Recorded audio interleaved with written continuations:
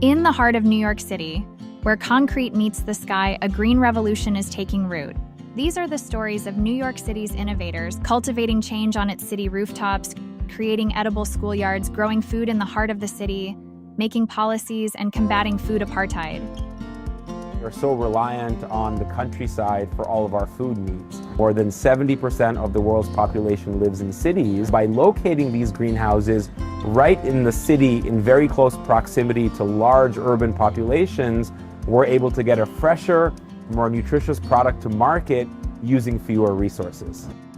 Fresh, healthy food should be a right that is shared by all and not a privilege held by few. New York is a diverse city, and urban agriculture, just like food, gives us a chance to connect on the things that we have more in common. Here we grow food for food security and we grow food for food sovereignty, and by that I mean people grow food so that they can have food and supplement what they have at their home. So being able to take our power back, being able to grow food, being able to grow culturally relevant food is also important.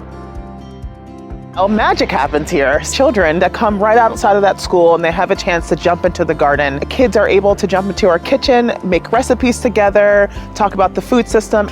This is about being together in the city and defining what this together is. Viraj Puri, CEO of Gotham Greens, takes us on a journey to the largest hydroponic greenhouse in Brooklyn, challenging the traditional model of farming. We are currently standing in a 20,000 square foot state-of-the-art hydroponic greenhouse that's growing fresh produce.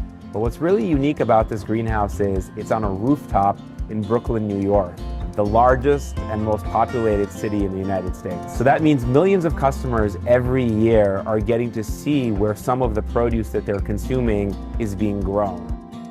We are spaces for people to engage with nature through a common language of food. We're an opportunity for urban communities to have a voice in the conversation about what they eat, how it's grown, who grows it.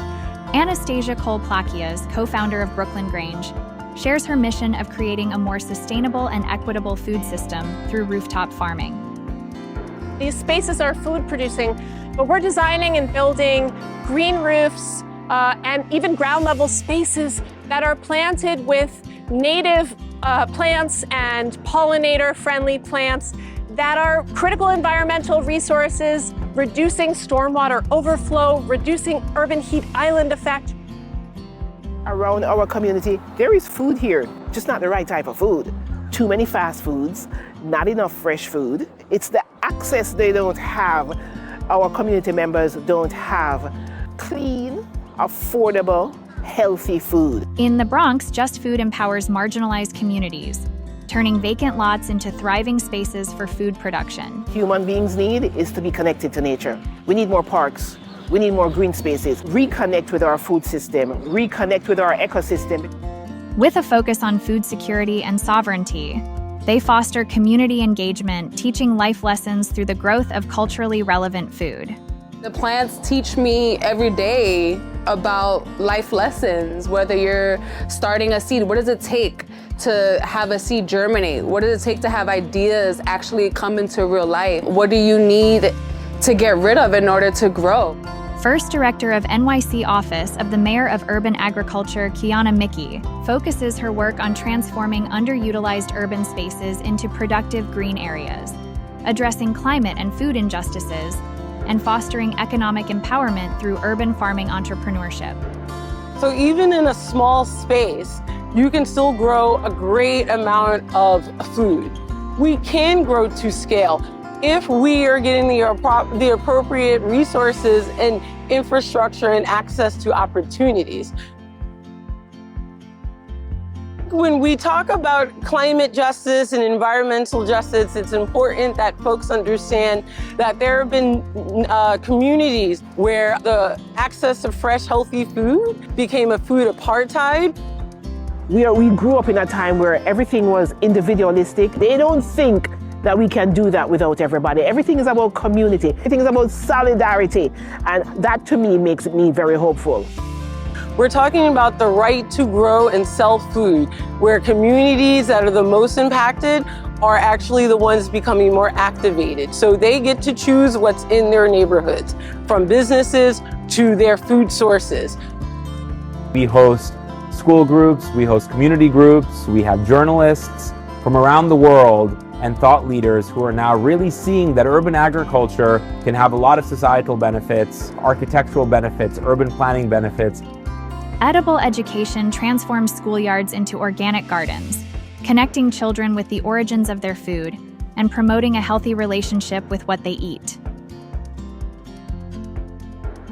There is a communication aspect to it, that this is about being together in the city and defining what this together is. Making things visible so that people understand, especially, in this case, children. And then making things beautiful, making things sort of accessible. In Gravesend, Brooklyn, Edible Schoolyard NYC is sowing the seeds of a healthier future by integrating food education into the school curriculum. We were lucky to transform a parking lot into an organic edible garden with a kitchen classroom and a greenhouse for the kids. Kids are able to jump into our kitchen, make recipes together, talk about the food system, and then come outside and actually put their hands to work, put their hands right in the dirt to learn where their food comes from, to compost, to seed, to harvest, to water, to nurture. That's what happens here.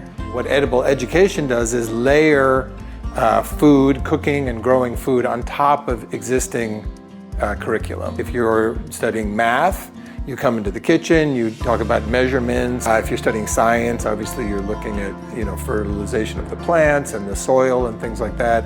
If you're studying history, they do things where they plant the same kinds of vegetables that Native Americans would have planted. I'm hoping to see in New York City is that we're closer to our green and urban spaces, that folks feel more familiar and aware on, we're not just New Yorkers, but I want everybody to feel like they're a climate steward. Which urban agricultural initiatives from New York City would you like to see in your city?